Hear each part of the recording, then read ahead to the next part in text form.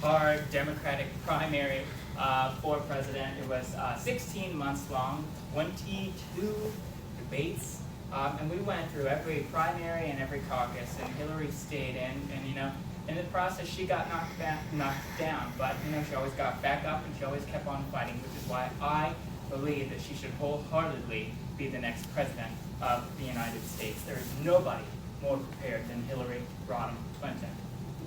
As I was saying, I am very happy to be here today. I just got back from Kissimmee last night in Osceola County. I travel all over this entire state. I go to a lot of red areas, and let me tell you, I try my darndest to piss off every conservative. And I think I do a pretty good job. I even go to the villages. I go into like shark territory. I have some scars, but there's one thing that Hillary's taught me: when you get knocked down, you get back up and you keep on fighting, you keep pushing forward to always make the world a better and safer place for children and working families. So I do have a nice following there in the villages. Like I said, I was just in Kissimmee, which is Osceola County, just last night, and I talk about a wide variety of issues. And I was there to talk about an issue that so many of us have heard about too much, too lately, and that is, of course, the gun violence that is going on, not only in the state of Florida, but all around us, and it's appalling. So, like I said, I've been honored to work as a region lead for the Millennial Council of Ready for Hillary for the past 2 years, and that was a very important instrumental effort to ensure that we drafted Hillary Clinton to run for president of the United States, and it is very clear she is now off and running and doing so. At Hillary for America, our goal is very simple. It's to get Americans back to work and create a level playing field for each and every single one of us, regardless of who we are, where we live, or who we love, or regardless if we have a D, or an R, or an L, or an I next to our name. We have to strengthen the basic bargain of America. And I know you're probably wondering, what's that? But hopefully we're all registered Democrats, and here we already know. It's the idea that no matter who you are, where you live, or who you love, that if you work hard and you play by the rules, you deserve the opportunities, the same opportunities as anyone else, to make a good life for yourself, your grandchildren, and your families, while uplifting others in your communities out of poverty, and always, always, always moving forward the middle class. That has been the life work of Hillary Rodham Clinton, and that is why we must vote in the primary and the general and elect a Democrat as president in 2016 and shatter the highest and hardest glass ceiling for the world's women and girls and elect Hillary Clinton as president. I am so proud of her in the campaign thus far that she has put together. All too often we see so many families who are struggling to make it in a tough economy that seems to be rigged against them, that serves the wealthiest, the top 1% of Americans, but leaves middle-class families, single moms, having to foot the bill. That is not fair. Families who are constantly living paycheck to paycheck, having to choose between their rent, their groceries, their utility bills, and healthcare costs, but still hoping that they don't get sick because they still can't afford health insurance. All of this, again, while hoping that they still have a little bit of money left over at the end of the month to care for themselves, their children, and their grandchildren, and their families. The truth of the matter is, we have made significant strides under President Barack Obama in the last 8 years, but we need to continue that progress and do everything that we can to elect another Democrat as president. I remind you, just this year, upholding subsidies, as you were saying earlier, associated with the Affordable Care Act, that was a United States Supreme Court decision. We saw a lot of historic decisions that were ruled down from the Supreme Court of the United States. Marriage equality this year. There are going to be, after 2016, likely, whoever the next president is, whoever she is, will be able to appoint 3 to 4 Supreme Court justices. It doesn't matter what they're doing in the United States Congress. It doesn't matter what they're doing in the United States Senate. You want to talk about policy and life-changing decisions like gay marriage, like the Affordable Care Act, and upholding those subsidies associated with the Affordable Care Act, That's the Supreme Court. So we need to make sure that we vote in this primary and this general election for someone who's going to be a strong top of the ticket so it affects everyone all the way down, and that we have the opportunity to re-elect people like Amanda Murphy to the State House here in District 36 here in Pasco County, and hopefully try to get people like Beverly Ledbetter, love her to pieces, to get her to run for District 38 again. And I tell people all the time, 2016 is the year of the Democratic woman. It's all about girl power for me. You know, it's very clear that America is standing today, though we are not yet running. In 2007, if you remember, George W. Bush, of course, was president, and we were on the verge of a financial collapse and another recession. So many lost their homes. They lost their jobs. You are being robbed of potential and opportunity to live in a world where they can achieve and grasp the American dream for both their children and their families. As I said earlier, we have, despite what anyone might tell you, whether they're a Democrat or Republican, whatever they are, we have made amazing progress under President Barack Obama, and we are standing today because of his leadership. American families deserve the kind of economic gains and wins that ensure that Americans and middle-class families are thriving again. Kind of what Bill Clinton did when he was president. But let's look at the facts. In the 8 years that President Bill Clinton was president, he left George W. Bush a national surplus. The only president, the best our nation's economy has ever been since our nation was founded, was under a Democrat. And it was Bill Clinton.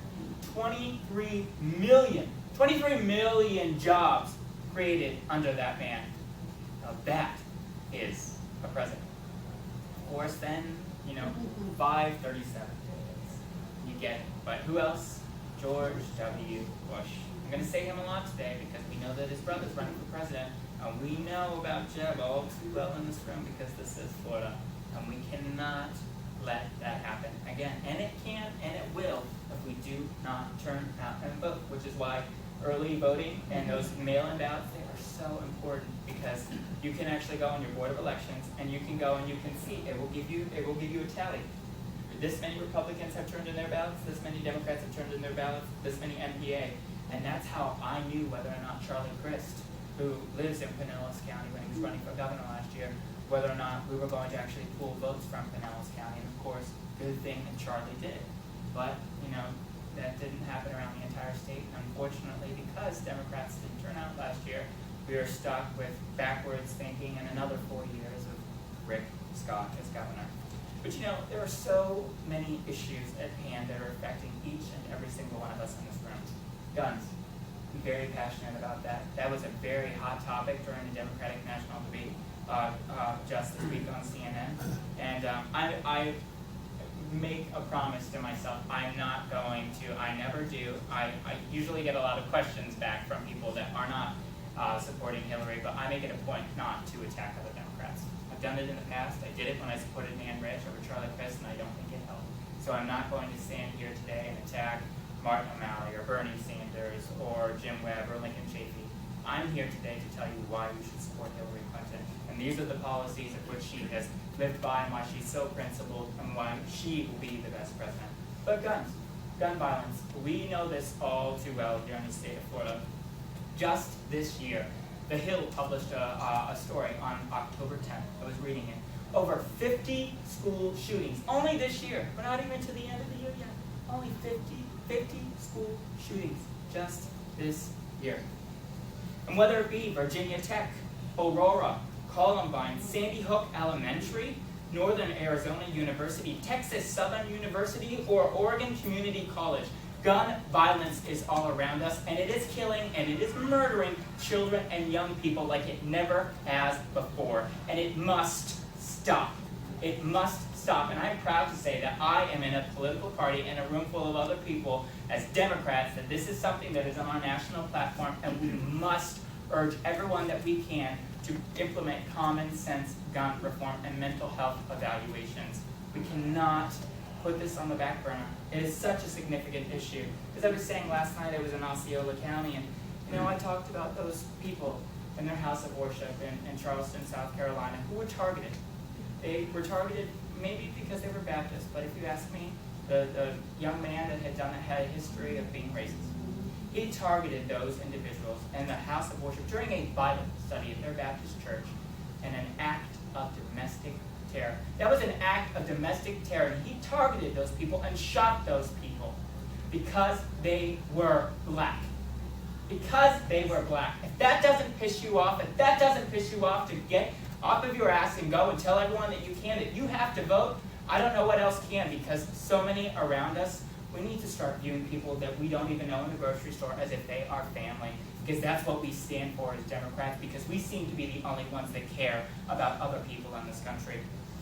You know, this, my friends, is such an epidemic and a harsh human reality for far too many all across the country, and especially right here in the state of Florida. 90 Americans, as Hillary Clinton said in the debate this week, 90 Americans are being killed every day at that firearms, gun violence. And out of 90 Americans every day, 7 of those 90 Americans are children and babies under the age of 12. Now, that breaks my heart too. Of course, we know this all too well. I'm sure that you were all glued to your televisions as I was when we saw what happened with the massacre in Newtown, Connecticut, and Sandy Hook. It's heartbreaking. And how, regardless of what your politics is, how we didn't move on that and act to protect every child in every public, private, or charter school, I do not know what it's going to take. I really don't know what it's going to take. But 7 innocent lives being robbed of potential and opportunity to live up to their own God potential each and every single day. My brother was shot when I was little, and I remember that. And luckily, Michael lived through that. But I remember that and going to his bedside and saying to him goodbye because I thought that he was going to pass. Gun violence is all around us, ladies and gentlemen. And it is such an issue. And we need to make sure that whoever we elect as president is going to take on, along with the rest of the country, because we have to step up. Because I know that most common sense gun owners and most NRA members agree with us that we need to take on the NRA and they need to get their dirty money out of politics, and we need to elect people who are going to implement common sense gun measures to keep children and families safe. We do.